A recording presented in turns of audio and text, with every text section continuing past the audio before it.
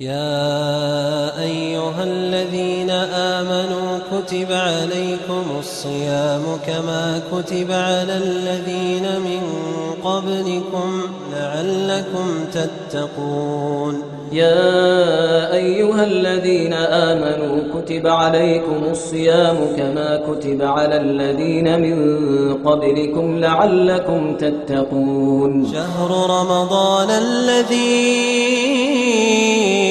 أنزل فيه القرآن هدى للناس وبينات من الهدى والفرقان الحمد لله الذي خلق الإنسان وعلمه البيان والصلاة والسلام على سيد الإنس والجان اما بعد الحمدللہ آج کی تراویح میں 9واں پارہ مکمل ہوا، جس میں سورہ اعراف جو چل رہی تھی وہ مکمل ہوئی، اور اس کے آخر میں سورہ انفال شروع ہو رہی ہے جو کہ 10ویں پارے تک پھر چلتی ہے۔ گزشتہ کل 8ویں پارے کا جو اخیر تھا اس میں حضرت شعیب علیہ السلام کا قصہ چل رہا تھا۔ میں نے آپ کو بتایا تھا کہ اس صورت میں 6 انبیاء کے قصے تھے، جن میں سے 5 گزر چکے، اور حضرت شعیب علیہ السلام کا جو قصہ ہے وہ کچھ 8ویں پارے کے آخر میں تھا اور کچھ یہاں سے ہے، تو اس کو آج ہم دیکھتے ہیں۔ حضرت شعیب علیہ السلام جو ہیں، روایات کے مطابق یہ حضرت موسیٰ علیہ السلام کے سسر تھے، اور ان کو نبی بنا کر مدین کی طرف بھیجا گیا۔ مدین اس زمانے میں ایک بہت مشہور شہر تھا، بہت مشہور علاقہ تھا، قبیلہ بھی تھا، قبیلے کا نام بھی مدین تھا، اور اس قبیلے میں یہ قبیلہ جس علاقے میں بستا تھا اس کا نام بھی مدین ہی تھا۔ یہ جو مدین کے لوگ تھے ان میں بہت سی خرابیاں تھیں، کفر اور شرک تو تھا ہی تھا، اس کے علاوہ بھی خرابیاں تھیں۔ مثلا ایک تو یہ کہ وہ ناپ تول میں کمی کیا کرتے تھے، وہ بہت زیادہ کیا کرتے تھے ناپ تول میں کمی۔ دوسرا یہ کہ وہ لوگ زبردستی ٹیکس وصول کیا کرتے تھے دوسرے لوگوں سے، جو آس پاس والے علاقے تھے ان لوگوں کا زور چلتا تھا، یہ زبردستی ٹیکس وصول کیا کرتے تھے۔ تیسرے نمبر پہ یہ کہ یہ ڈاکے بھی ڈالا کرتے تھے، جو ان کی گزرگاہ سے گزر کے جاتا تھا، جو تجارتی قافلہ ویسے ہی مسافر قافلہ، یہ لوگ اس پہ ڈاکہ ڈال لیا کرتے تھے۔ وہ نہ ہو تو ویسے جو آس پاس کے علاقے ہیں وہاں جاتے تھے اور لوٹ مار کر کے آ جاتے تھے۔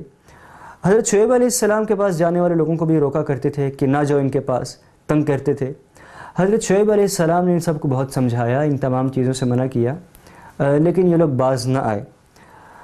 حالانکہ روایات میں آتا ہے کہ حضرت شعیب علیہ السلام جو ہیں ان کو اللہ تعالیٰ نے خطابت کا بہت زبردست ملکہ عطا کیا تھا، اور ان کو خطیب الانبیاء بھی کہا جاتا ہے، کہ تمام انبیاء میں سب سے زیادہ اچھی جو خطابت تھی، سب سے زیادہ اعلیٰ انداز میں تقریر جو ہے وہ یہ کر سکتے تھے۔ ہر نبی کی اپنی خصوصیت ہے، ہر نبی کے اپنے شان ہے، ہر نبی کے اپنی فضائل ہیں۔ آپ صلی اللہ علیہ وسلم کو دیکھ لیں، تمام انبیاء کو، حضرت یوسف علیہ السلام کو اللہ تعالیٰ نے بے پناہ حسن دیا تھا، حضرت سلیمان علیہ السلام کو اللہ تعالیٰ نے انتہائی عجیب اور جو کہ عقل سے باہر ہے،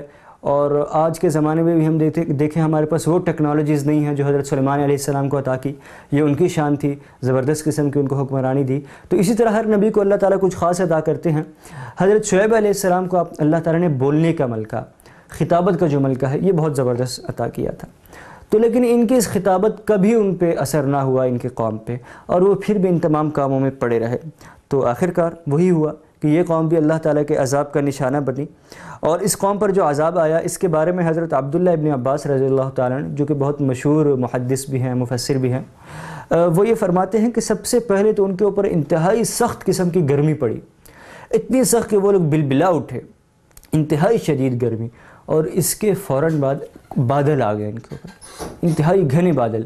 یہ لوگ خوش ہو گئے کہ یہ تو بارش کے بادل ہیں اور اس سے موسم اچھا ہو جائے گا، یہ اس خوشی میں مزید مستیاں کرنے لگ گئے، اور اس اپنی جو اوپر کچھ وقت پہلے جو ان کے اوپر مشکل آئی ہوئی تھی گرمی کی اس کو بھول گئے۔ تو اسی ٹھنڈی ہوا کا جو بادل تھا یہ نیچے آ گیا، نیچے آ کے جمع ہوتا گیا، اور اس بادل سے اچانک آگ برسنے لگی۔ بجائے اس کے کہ یہ لوگ جو خوش ہو رہے تھے کہ اس سے پانی برسے گا، اس سے ٹھنڈی ٹھنڈی ہوائیں آئیں گی، میਂہ برسے گا، اس کی بجائے اس سے آگ برسنے لگ گئی، اور نہ صرف آگ برسی بلکہ عجیب قسم کی کڑک اس کے ساتھ ہوتی تھی، آواز ہوتی تھی، چنگھاڑ ہوتی تھی، اور زلزلہ، زمین پہ زلزلہ برپا ہوتا تھا، جس کی وجہ سے یہ پوری قوم ہلاک ہوئی، تباہ و برباد ہوئی اس طوفان کی وجہ سے، جو اوپر سے آسمان سے بادلوں سے آگ نازل ہوئی اس کی وجہ سے، اور زمین پہ جو زلزلہ تھا اس کی وجہ سے یہ قوم بھی تباہ و برباد ہے۔ یہ پانچوں قصے بیان کرنے کے بعد اللہ رب العزت ایک نکتے کی بات بیان فرما رہے ہیں کہ کوئی شخص یہ نہ سمجھ لے کہ اللہ تعالیٰ تو ہر کسی پہ عذاب نازل فرماتا ہے۔ آیت نمبر 94 میں ارشاد فرماتے ہیں کہ جن قوموں اور بستیوں کو ہلاک کیا گیا ہے وہ ایسے ہی جلدی اور غصے میں نہیں کیا گیا، بلکہ سال ہا سال تک ان کو سمجھانے، ان کو تبلیغ کرنے، ان کو واعظ کرنے، نصیحت کرنے اور اس سب کے نہ ماننے پہ تنبیہ کرنے، وارننگ دینے کے بعد پھر اس کے بعد عذاب کی بھی ہلکی ہلکی جھلکیاں دکھائیں کہ شاید اب یہ سمجھ جائیں، شاید اب یہ سمجھ جائیں۔ اس سب کے بعد جا کے عذاب دیا جاتا ہے۔ سب سے پہلے انہیں پیغمبر بھیجے گئے، پیغمبروں کے ذریعے سمجھایا گیا، جب وہ نہیں سمجھے پھر ان کے اوپر بعض کے اوپر معاشی طور پہ جو اکنامیکل ان کا تھا اس کی طرف سے ان کے اوپر مشکلات اللہ تعالیٰ نے ڈالی، کسی کے اوپر قحط نازل کر دیا ہلکا ہلکا تاکہ کچھ ان کو تنبیہ ہو۔ اس کی وجہ سے بھی جب یہ نہیں سنبھلتے تھے پھر بیماری اللہ تعالیٰ ان کے اوپر نازل کر دیتے تھے، اس کی وجہ سے بھی نہیں سنبھلتے تھے، پھر جو ہے اس کے بعد بدحالی ہوتی تھی، پھر اللہ تعالیٰ ان کے اوپر خوشحالی بھی بھیجتے تھے کہ چلو اگر مشکل مصیبتوں کی وجہ سے یہ نہیں ہوش میں آ رہے، نہیں سمجھ رہے اس چیز کو، چلو خوشحالی دے دو، شاید کہ اس وجہ سے شکر گزار بن جائے، شکر کرنے والے۔ اللہ تعالیٰ نے ان پہ خوشحالی بھی نازل کی، اس کی وجہ سے بھی یہ نہیں آئے، اور زیادہ بدمست ہو گئے، مستیاں کرنے لگ گئے، لہو و لعب میں پڑ گئے۔ اس کے بعد اللہ تعالیٰ جو ہے جب یہ نرمی، یہ سختی کسی بھی طرح سے اسلام کی طرف نہیں آ رہے تھے، اسلام تو چھوڑو غلط کاموں میں لگے ہوئے تھے، دوسروں کو تکلیف پہنچا رہے تھے۔ اب یہ دیکھیں نا، دوسری قوموں پہ ڈاکے ڈالنا، دوسروں کو زبردستی ان سے ٹیکس وصول کرنا، ان کے جو تجارتی قافلے ہیں ان کو لوٹ لینا، ان سب سے دوسروں کو تنگ کر رہے تھے۔ تو اس لیے پھر اللہ تعالیٰ اتنی وارننگز کے بعد، اتنی تمام تنبیہات کے بعد پھر اللہ رب العزت جو ہے ان کا عذاب بھیجتے ہیں، اور یہ سب اللہ کے عذاب کی گرفت میں آ جاتے ہیں۔ اس کے بعد 9ویں پارے کا جو تیسرا رکوع ہے اس کی آیت نمبر 103 سے حضرت موسیٰ علیہ السلام کا قصہ شروع ہو رہا ہے، جو آیت نمبر 162 تک پھیلا ہوا ہے۔ بڑی تفصیل سے تقریباً 59 آیات بنتی ہیں، ان میں تفصیل سے حضرت موسیٰ علیہ السلام کا قصہ ہے۔ حضرت موسیٰ علیہ السلام کا ذکر قرآن کریم میں بہت دفعہ آیا۔ انبیاء میں سب سے زیادہ جو نام ہے قرآن کریم میں، جو نام کے ساتھ ذکر ہوا، حضرت موسیٰ علیہ السلام، اور پھر پورے قرآن میں سے بھی اس صورت میں سب سے زیادہ حضرت موسیٰ علیہ السلام کا نام آیا ہے۔ حضرت موسیٰ علیہ السلام کو اللہ تعالیٰ نے 120 سال کی عمر عطا کی تھی، اور حضرت موسیٰ علیہ السلام کا اگر نسب دیکھیں تو یہ چوتھی پشت میں جا کے حضرت یعقوب علیہ السلام سے ان کا سلسلہ ملتا ہے، ان کا سلسلہ نسب حضرت یعقوب علیہ السلام سے ملتا ہے۔ سورہ یوسف میں اللہ تعالیٰ فرماتے ہیں، سورہ یوسف میں آگے جا کے جب یہ تفسیر آپ وہاں پہ بھی دیکھ لیں گے کہ حضرت یوسف علیہ السلام جب مصر کے وزیر بنے، لمبا قصہ حضرت یوسف علیہ السلام کا، کس طرح مصر تک پہنچے، پھر بادشاہت تک پہنچے، وزیر بننے کے بعد بادشاہ بھی بنے، تو اس کے بعد مختلف ان کے اوپر دور آتے رہے مصر کے اوپر، پھر مختلف وہاں کے بادشاہ تبدیل ہوتے رہے۔ تو اس وقت جب مصر کے وزیر تھے حضرت یوسف علیہ السلام، تو اس وقت جو بادشاہ تھا جس نے ان کو وزیر بنایا، اس نے کیا کیا، حضرت یوسف نے بھی یہی کیا کہ اپنی قوم کو کنعان سے بلا لیا تھا، اپنے جو قوم سے مراد ان کے جو 12 بھائی تھے، والدین تھے، ان کو وہاں سے بلا لیا تھا، اور ان کو یہیں مصر کے ساتھ ہی ایک جگہ اس وقت کے بادشاہ نے دے دی تھی جہاں پہ لوگ آباد ہو گئے۔ بڑا ماشاءاللہ اچھا خاصا خاندان تھا، بڑا خاندان تھا، تو یہ سب وہاں پہ آباد ہو گئے۔ تو یہ نسل جو ہے اس کو بنی اسرائیل کہا جاتا ہے، جس کو اس وقت کے بادشاہ نے مصر کے ساتھ ہی جگہ عطا کی تھی، اور یہ وہاں پہ رہائش پذیر ہوئے۔ تو اس نسل سے آگے جو قوم بنی یہ پھر بنی اسرائیل تھے۔ بعد کے جو بادشاہ تھے، جب حضرت یوسف کا بھی وصال ہو گیا، اس بادشاہ کا بھی وصال ہو گیا، بعد میں جو بادشاہ آتے تھے ان میں سے 400 سال بعد جا کے جو بادشاہ آیا تھا یہ وہی ہے جس کو فرعون کہا جاتا ہے۔ فرعون جو ہے یہ اصل میں مصر کے جتنے بھی بادشاہ ان کا لقب ہوتا تھا، ان کو فرعون کہا جاتا تھا۔ فرعون ان کا لقب ہوتا تھا، نام جس کا جو بھی ہو فرعون کے لقب کے ساتھ وہ بلائے جاتے تھے۔ جس طرح آج ہم وزیر اعظم، صدر، ایک اصطلاح ہم نے کر دیا، تو اس وقت وہ جو بادشاہ ہوتا تھا اس کو فرعون کہا کرتے تھے۔ یہ جو فرعون تھا یہ وہی تھا جس نے خدائی کا دعویٰ کیا تھا، اور اس کا نام جو ہے من فتح آتا ہے روایات میں، اور اس کی عمر 640 سال تک ہوئی تھی۔ اس کو 640 سال کی طویل ترین عمر اللہ تعالیٰ نے عطا کی تھی۔ بہرحال اس نے جو ہے خدائی کا دعویٰ کیا تھا، اور اس نے یہ کیا تھا کہ بنی اسرائیل کو بھی غلام بنا لیا تھا۔ اس نے اور اس سے پہلے والے بھی جو تھے انہوں نے بھی یہ کیا کہ بنی اسرائیل کو غلام بنا لیا۔ جو ابتدائی ان کے بادشاہ تھے حضرت یوسف کے زمانے کے، انہوں نے تو بنی اسرائیل کو عزت کے ساتھ بلایا، ان کو جگہ دی، ان کو وہاں پہ آباد کیا، لیکن اس کے بعد اب جب کئی سو سال گزر گئے ان کے آنے تک، ان لوگوں نے بنی اسرائیل کو اپنا غلام بنا لیا اور ان سے کام کاج لینے لگے۔ تو اب ایسے میں حضرت موسیٰ علیہ السلام کو اللہ تعالیٰ نے نازل فرمایا۔ حضرت موسیٰ علیہ السلام اور حضرت یوسف علیہ السلام کے درمیان میں بتا چکا ہوں تقریباً 400 سال کا فاصلہ ہے۔ حضرت موسیٰ علیہ السلام کو بھیجا گیا کہ فرعون کے پاس جاؤ، نرمی سے اس سے بات کرو، اس کو سمجھاؤ، اس کو جو غلط اس نے انا ربکم الاعلیٰ کہتا تھا کہ میں سب سے بڑا رب ہوں، آج کل کے زمانے کے خدا بھی کہتے ہیں کہ نیو ورلڈ آرڈر، ہمارا آرڈر چلے گا، یہ وہ فلاں ڈھنگ، فرمایا کہ اس کو جا کے سمجھاؤ، اس کو ایک کام سے باز رہنے کی تلقین کرو اور اسلام کی طرف لے کر جاؤ، توحید کی دعوت دو اس کو۔ لمبا قصہ ہے، حضرت موسیٰ علیہ السلام گئے، دعوت دی، نہیں مانا، اس نے ازراہ مذاق ان کو کہا اچھا تم نبی ہو، دکھاؤ تو صحیح کیسے نبی ہو، کوئی معجزہ دکھاؤ۔ اس وقت اللہ کے حکم سے حضرت موسیٰ علیہ السلام نے اپنا جو عصا تھا وہ زمین پر پھینکا اور وہ ایک بہت بڑا اژدہا بن گیا، بہت بڑا اژدہا، ایناکونڈا جسے ہم آج کل کہتے ہیں، وہ یا اقسام کی بڑی خطرناک قسم کی جو شکل ہے وہ بن گیا، اور سارے درباری جو ہے وہ ایک دم ڈر گئے، گھبرا گئے، اور ان کا یار یہ تو واقعی کوئی کسی انسان کا کام نہیں ہو سکتا، یہ نبی ہی ہیں۔ پھر حضرت موسیٰ علیہ السلام نے اپنا ہاتھ جب نکالا تو وہ ایسے روشن ہوا تھا، نور کی طرح روشن ہوا تھا، زبردست اس سے روشنی پھوٹ رہی تھی۔ یہ دو معجزات دکھائے تو قریب تھا کہ اس وقت جو درباری تھے، جو اس وقت بیٹھے ہوئے تھے لوگ، وہ ان پہ ایمان لے آتے۔ فرعون نے جب یہ دیکھا اس نے کہا نہیں نہیں نہیں، یہ نہ ہو لوگ ان کے ساتھ مل جائیں، ان پہ ایمان لے آئے۔ اس نے فوراً کہا یہ تو جھوٹ ہے، یہ جھوٹ ہے اور یہ دھوکہ ہے، یہ اصل میں جادو ہے، جادو کے ذریعے ہمیں دھوکہ دیا جا رہا ہے، یہ جادو ہے۔ اس نے اپنے وزیروں سے مشورہ کیا کیا کریں جی، وزیروں نے کہا جی ہمارے پاس ایک سے ایک بڑھ کے جادوگر ہیں، ہم جادوگر بلا لیتے ہیں۔ انہوں نے اعلان کیا، منادی کرائی، ایک زبردست قسم کا مجمع جمع کیا، پوری قوم وہاں پہ آ گئی، اور بڑے بڑے جو جتنے جادوگر تھے ان تمام کو بلوا لیا گیا، اور ان تمام جادوگروں کو کہا گیا کہ یہ اس موسیٰ کا جو ہے تم لوگوں نے مقابلہ کرنا ہے۔ حضرت موسیٰ علیہ السلام شروع میں تھوڑا سا گھبرا گیا، لیکن جب اللہ تعالیٰ کی مدد ساتھ تھی، اللہ تعالیٰ کی نصرت ساتھ تھی، بہرحال موسیٰ علیہ السلام آئے، جادوگر آئے، موسیٰ علیہ السلام نے اپنا معجزہ دکھایا۔ جب جادوگروں نے دیکھا تو وہ پہچان گئے، انہوں نے کہا یہ کسی انسان کا کام نہیں، یہ جادو نہیں ہے، یہ واقعی اللہ کا معجزہ ہی ہے، اور وہ سب کے سب سجدے میں گر گئے اور انہوں نے تسلیم کر لیا کہ ہم موسیٰ اور موسیٰ کے خدا پہ ایمان لاتے ہیں۔ جب انہوں نے تسلیم کیا، ان کے ساتھ باقی قوم نے بھی تقریباً اکثر نے ان پہ یقین کیا اور ایمان لے آئے۔ اس بات سے جو ہے فرعون بڑا سیخپا ہو گیا، غصے ہو گیا، گالم گلوچ پر اتر آیا، لیکن اللہ تعالیٰ نے ان جادوگروں کے دل میں ایمان جما دیا تھا، اور فرعون کی دھمکیوں میں نہیں آئے اور استقامت سے اس پر ہے۔ آگے بھی فرعون نے بہت سزائیں دی، سب کچھ کیا۔ فرعون اور اس کے حواری جو ہے اس کے بعد بھی ضد پہ، ہٹ دھرمی پہ جو ہے قائم رہے، اور مسلسل تکبر، سرکشی، انکار، ظلم و ستم کرتے رہے،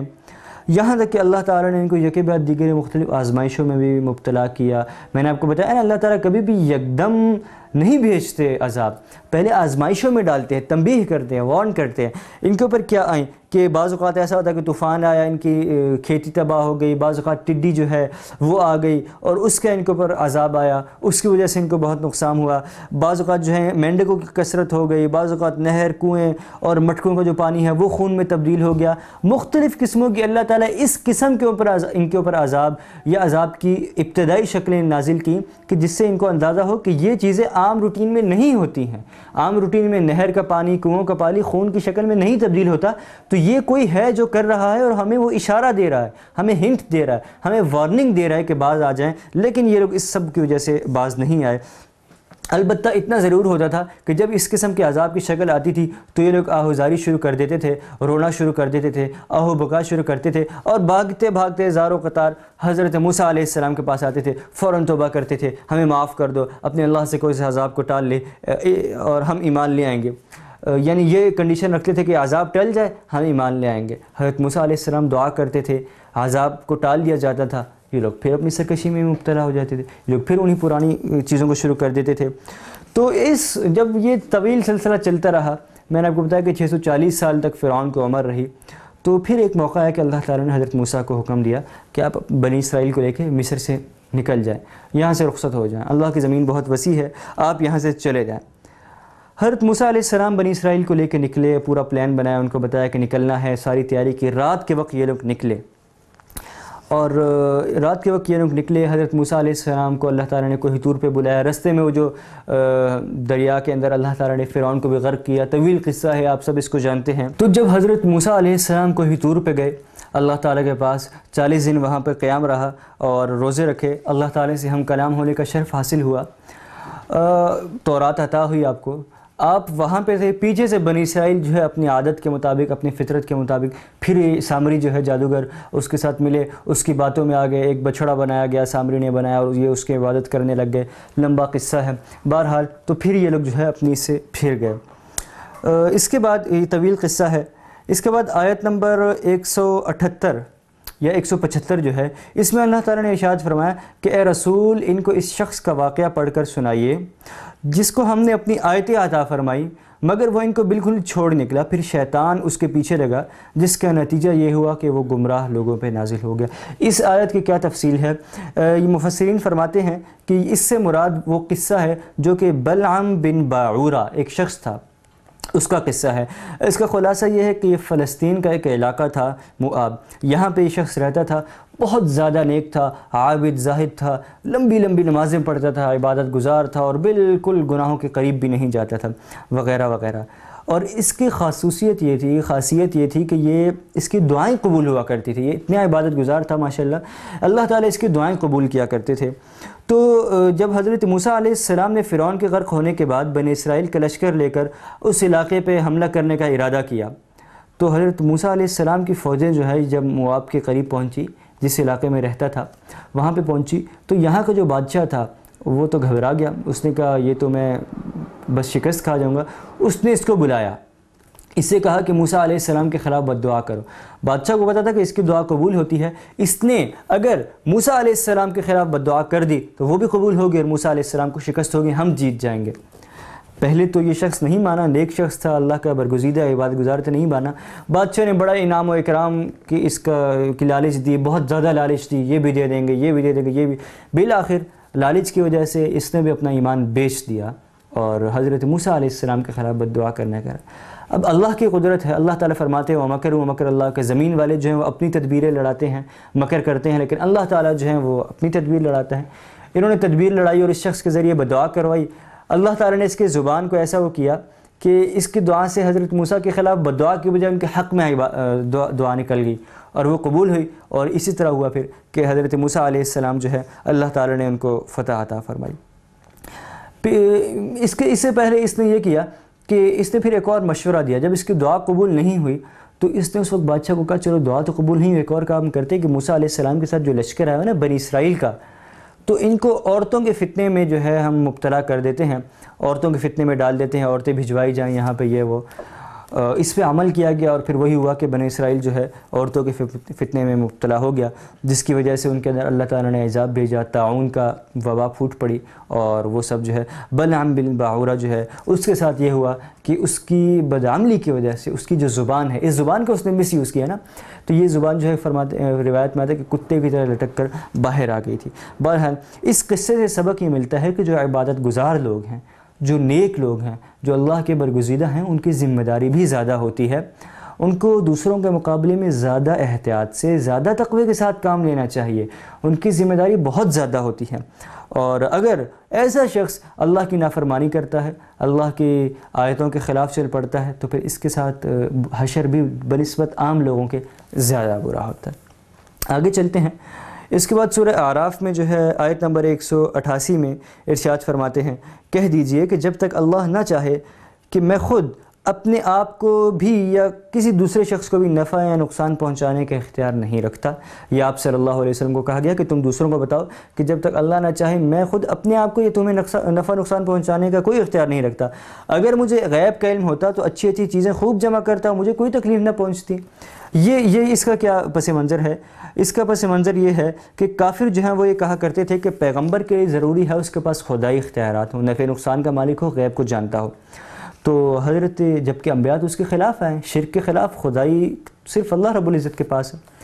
تو اس کا جواب یہ دیا گا کہ اے لوگوں میرے پاس نفع نقصان نہیں، نہ ہی میرے پاس غیب کا علم ہے۔ پھر آگے عقلی دلیل بھی دی کہ اگر میرے پاس غیب کا علم ہوتا، میں تمام خزانوں کے بارے میں، ہر چیز کے بارے میں علم رکھتا، خدائی صفات ہوتی، تو میں اپنے لیے سہولتیں، آسائشیں، خزانے جمع نہ کر لیتا اپنے لیے، اور میرے اوپر جتنی مشکلات ہیں، تم کفار ہمارے ساتھ جتنی برائیاں کر رہے ہو، یہ سب کر رہے ہو، تکالیف ڈال رہے ہو، میں اس کو ختم نہ کر دیتا۔ تو فرمایا کہ یہ اس چیز کا اختیار نبی کے پاس نہیں ہوتا، نبی غیب کا علم نہیں رکھتا، غیب کا علم ہوتا تو میں غیب کے علم کی مدد سے اپنے اوپر آنے والی تمام مشکلات ان کو ختم کر دیتا۔ تو اس طرح کفار کو اعتراض کا جواب دیا گیا، اور آج بھی اگر کوئی یہ کہتا ہے کہ نبی کے پاس غیب کا علم ہے تو یہ آیت پڑھ لینی چاہیے، امید ہے کہ اس سے جواب مل جائے گا۔ اس کے بعد آگے آیت نمبر 199 اور 200 ان میں ارشاد فرمایا کہ اے پیغمبر درگزر کا رویہ اپنائیے، معاف کرنے کا، درگزر کرنے کا رویہ اپنائیے، اور لوگوں کو نیکی کا حکم دیجیے، جاہلوں کی طرف دھیان نہ دیجیے، جاہلوں کو اگنور کریں، ان کی طرف دھیان نہ دیجیے۔ اگر کبھی شیطان کی طرف سے کوئی کچوکا لگ بھی جائے تو اللہ کی پناہ مانگ لیں۔ کچوکا کیا مراد ہے؟ مفسرین اس سے فرماتے ہیں کہ اس سے مراد وسوسہ ہے۔ اگر کوئی وسوسہ آ بھی جائے، شیطان ہے دل میں وسوسے ڈال دیتا ہے، تو اللہ کی پناہ مانگ لینی چاہیے۔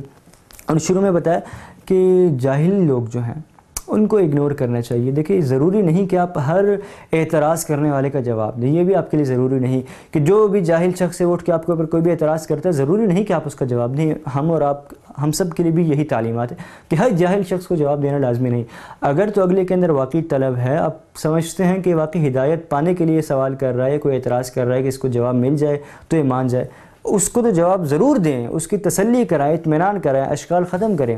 لیکن ہر جاہل کو جواب دینا ضروری نہیں۔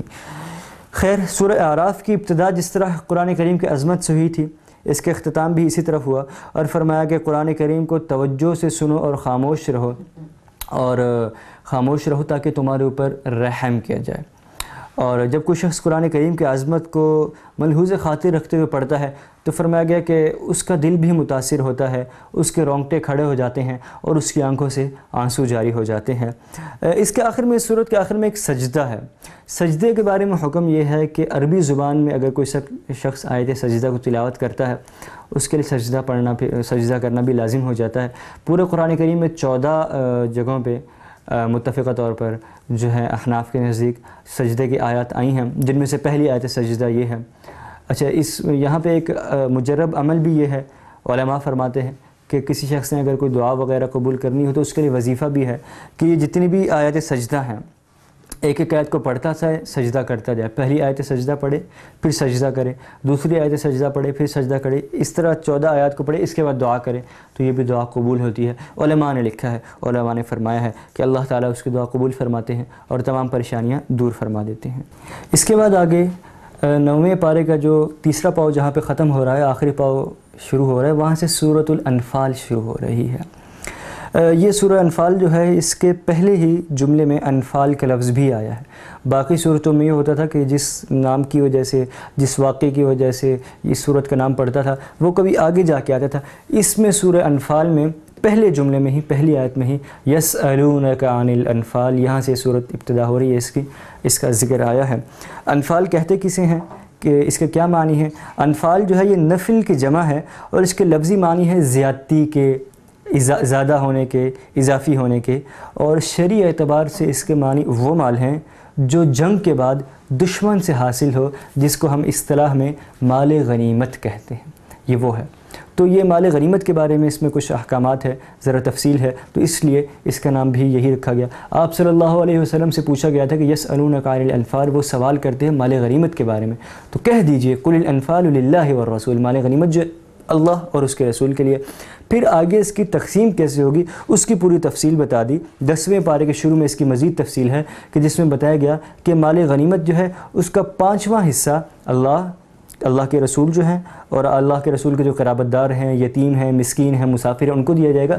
باقی 4% باقی 4 حصے فیصد نہیں، حصے، وہ سارا کا سارا مجاہدین میں تقسیم ہوگا۔ جو 5واں حصہ ہوگا وہ رسول اللہ میں اور جو قرابت دار ہیں ان لوگوں میں تقسیم ہوگا۔ اس صورت کی خصوصیت یہ ہے کہ اس میں اللہ رب العزت نے مسلمانوں کو 6 بار اتنے محبت والے انداز سے مخاطب کیا ہے کہ یا ایہا الذین آمنو، اے وہ لوگو جو ایمان لائے، اے وہ لوگو جو ایمان لائے۔ دیکھیے، آپ جب کسی کو مخاطب کرتے ہیں اس کے بعد اگر کوئی صفت لگا کے کرے نا تو یہ صفت وہ ہوتی ہے جو آپ کو بڑی محبوب ہوتی ہے، جس کی وجہ سے آپ اس کو اپنی طرف بلا رہے ہوتے ہیں۔ تو اللہ تعالیٰ ہمیں ایمان کی وجہ سے بلا رہے ہیں کہ اے وہ لوگوں جو ایمان لائے، مجھ پر ایمان لائے۔ تو یہ بڑا محبت کا انداز ہے۔ کاش کہ عربی زبان اگر ہمیں سمجھ آتی تو ہمیں معلوم ہوتا کہ اس لفظ میں کتنی محبت ہے، کتنی اپنائیت ہے۔ بہرحال اس کے بعد جہاد سے متعلق احکامات ہیں، ارشادات ہیں جو کہ اس میں نازل ہوئے ہیں، جن کے ذریعے میدان جنگ میں ایسے اس میں گر بتائے گئے، ایسی ٹیکنیکس ہیں، ایسے احکامات ہیں کہ ان کے ذریعے میدان جنگ میں کامیابی ہی مقدر ٹھہرتی ہے۔ اور اس کے بعد کفار و مشرکین کو بھی نہایت سبق آموز انداز میں اس میں تنبیہ کی گئی۔ اور اس کے علاوہ مال غنیمت، جہاد، اس کے علاوہ صلح، جو صلح وغیرہ کے معاہدے ہوتے ہیں، جنگ کے جو صلح کے معاہدے ہوتے ہیں دشمنوں کے ساتھ، اس کی بھی اس میں تفصیل آئی ہے۔ اس صورت میں اسلام اور کفر کے درمیان ہونے والی سب سے پہلی جنگ یعنی غزوہ بدر کے بارے میں بھی مستقل تبصرہ کیا گیا ہے، اور اس اخلاقی مقصد کو بھی بتایا گیا ہے کہ جو حق و باطل کے درمیان ہونا چاہیے۔ اس کے علاوہ مکہ مکرمہ میں آپ صلی اللہ علیہ وسلم کا نبوت کے بعد 13 سال قیام رہا، بہت تکلیفیں دی گئیں، بہت اذیتیں دی گئیں، یہاں تک کہ آپ کو قتل کرنے کا منصوبہ بنایا گیا، وہ بھی اس میں ہے، تدبیریں کی گئیں وہ بھی اس میں ہیں۔ اس کے بعد یہ کہ آپ صلی اللہ علیہ وسلم مدینہ منورہ آ گئے تو کفار مکہ نے مدینہ منورہ میں خط لکھا عبداللہ بن ابی کو کہ تم نے محمد کو پناہ دی ہے، تم نے مسلمانوں کو پناہ دی ہے، یہ غلط کی ہے، اس کو ختم کر دو ورنہ ہم تمہیں جو ہے ہم تم پر حملہ کر دیں گے۔ اسی طرح ایک انصاری صحابی تھے حضرت سعد بن معاذ رضی اللہ تعالی عنہ، یہ جب مکہ مکرمہ تشریف لے گئے عمرہ کی نیت سے تو وہاں پہ بھی کفار مکہ نے ان کو پکڑ لیا، اور ابو جہل نے طواف کے دوران ان سے کہا کہ تم نے ہمارے دشمنوں کو پناہ دے رکھی ہے، اگر تم ہمارے ایک سردار کی پناہ میں نہ ہوتے تو خدا کی قسم ہم تمہیں قتل کر دیتے، یہاں سے زندہ واپس نہ جا سکتے۔ اس چیز کا ظاہر یہی مطلب تھا کہ ہم تمہیں تو چھوڑ رہے ہیں کیونکہ تم ہمارے کسی فلاں سردار کی پناہ میں ہو، لیکن آئندہ اگر مدینہ کو کوئی شخص یہاں پہ مسلمان عمرہ کرنے آتا ہے تو قتل کر دیا جائے گا۔ گویا مسلمانوں کے خلاف اعلان جنگ تھا۔ تو اس موقع پہ پھر حضرت سعد رضی اللہ تعالیٰ نے فرمایا کہ اگر تم ہمارے آدمیوں کو مکہ آنے سے روکو گے، ہمارے آدمیوں کو مکہ آنے پہ قتل کرو گے تو ہم تمہارے لیے اس سے بھی زیادہ بڑی رکاوٹ کھڑی کر دیں گے۔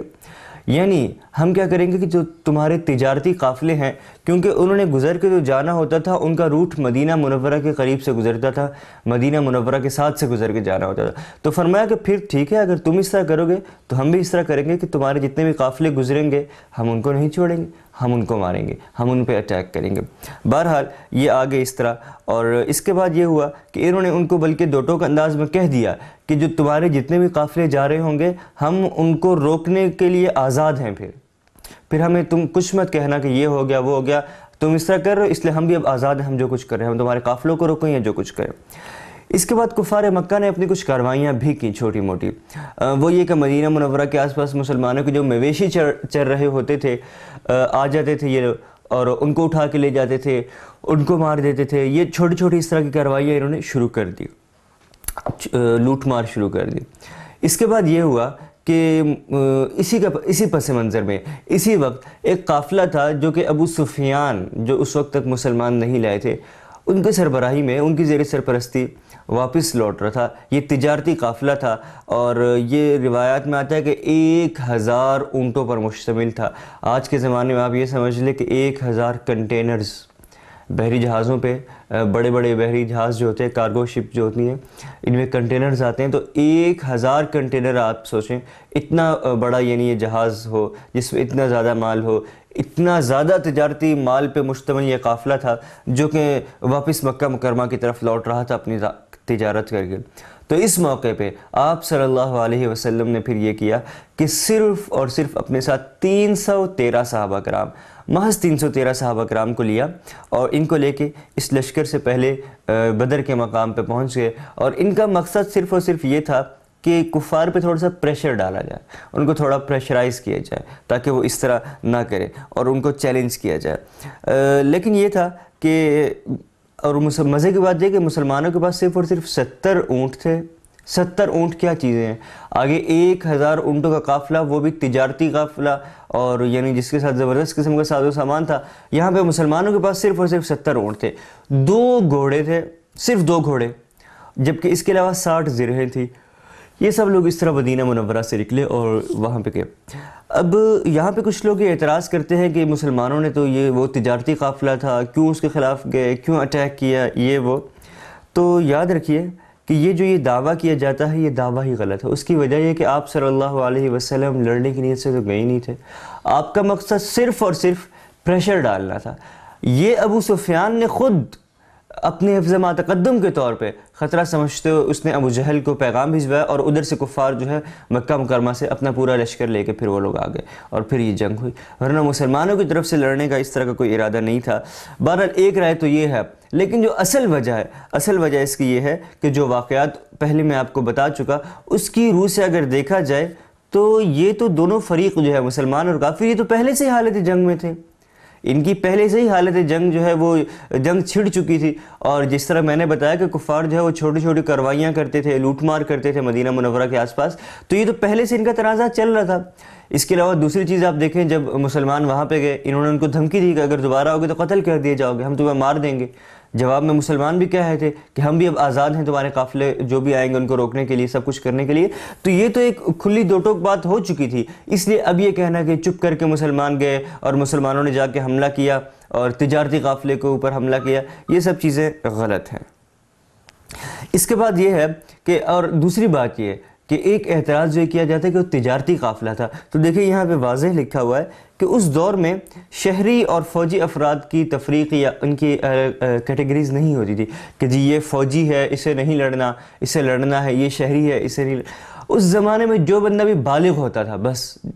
وہ ہر ایسا شخص جو کہ بالغ ہوتا تھا وہ مقاتلہ یعنی لڑنے والا کہلاتا تھا کہ لڑنے کے قابل ہے، اس سے لڑائی کی جائے گی، پھر خواہ وہ تجارتی قافلے میں ہے، فوج کے ساتھ ہے، جہاں پہ بھی ہے۔ یہ اس زمانے کا دستور تھا، لہذا آپ صلی اللہ علیہ وسلم اگر وہاں پہ گئے، تجارتی قافلے کے سامنے گئے، ان سے لڑائی کی، تو اس کا یہ مطلب نہیں کہ آپ نے کسی فوج کے خلاف تو نہیں گئے، اس زمانے کے دستور کے مطابق آپ گئے اور اس زمانے کے دستور کے مطابق جا کے وہاں پہ جو کچھ ہوا اس کے مطابق ہی ہوا۔ بہرحال اس کے علاوہ یہ کہ ابو سفیان جو کہ اگر ہم ایک اور نقطہ نظر سے دیکھیں تو تجارتی قافلہ ابو سفیان کی زیر سرپرستی آ رہا تھا، اس وقت وہ مسلمانوں کے خلاف دشمنی میں پیش تھے، مسلمانوں کو تکلیف پہنچانے میں، اذیتیں پہنچانے میں سب سے آگے ہوا کرتے تھے۔ تو ایک لحاظ سے دیکھا جائے تو یہ بھی دشمنی تھی اور دشمن سے لڑنے آپ جا رہے تھے، کسی تجارتی قافلے سے لڑنے نہیں جا رہے تھے۔ بہرحال اگر یہ اس قافلے سے نہ بھی لڑا جاتا تو بھی یہ قافلہ جو تھا یہ تو مکہ مکرمہ جا رہا تھا، اور اس کے اندر جو سامان تھا وہ انہوں نے پہلے ہی کہا تھا کہ یہ سارا کا سارا جو ہے ہم مسلمانوں کے خلاف استعمال کریں گے، اس سے جتنی تجارت ہوگی، جتنی آمدن ہوگی، جتنی آمدن ہو چکی ہے، روایت میں ہے 50,000 دینار، جو کہ آج کے زمانے میں بہت زیادہ بنتے ہیں، یہ سب اس کے ساتھ تھا، اور ان کا ارادہ یہی تھا کہ یہ سب مسلمانوں کے خلاف استعمال کریں گے۔ تو جب وہ اس نیت سے آ رہے ہیں کہ مسلمانوں کے خلاف استعمال کرنا ہے اور مسلمانوں کے خلاف استعمال کریں گے، تو اس کا یہ مطلب ہے کہ ان کی پہلے سے جنگ کی نیت اور جنگ کی تیاری کر رہے ہیں وہ لوگ، تو جب وہ لوگ کر رہے ہیں تو پھر مسلمانوں نے بھی کی۔ بہرحال اس لیے اس قافلے کو ایک پرامن تجارتی قافلہ قرار دینا جو ہے یہ محض یہی ہو سکتا ہے کہ آپ کو اس وقت کے حالات کے بارے میں صحیح علم نہیں ہے، یا آپ علمی طور پہ اس واقعے کے اوپر اتنی دسترس نہیں رکھتے، آپ کو مطالعے کی ضرورت ہے۔ بہرحال آگے چلتے ہیں تو غزوہ بدر کا جو مختصراً حال ہے وہ انشاءاللہ جو 10واں پارہ ہے جو ہماری کل کی تراویح ہے اس میں ذکر کیا جائے گا۔ آج کا ہماری جو تراویح ہے اس کا اختتام یہیں پہ ہوتا ہے۔ دعا ہے کہ جو کچھ پڑھا سنا اس پر اللہ رب العزت عمل کرنے کی توفیق عطا فرمائے۔ وآخر دعوانا ان الحمد للہ رب العالمین۔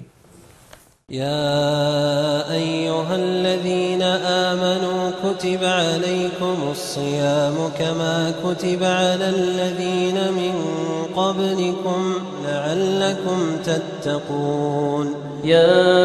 أيها الذين آمنوا كتب عليكم الصيام كما كتب على الذين من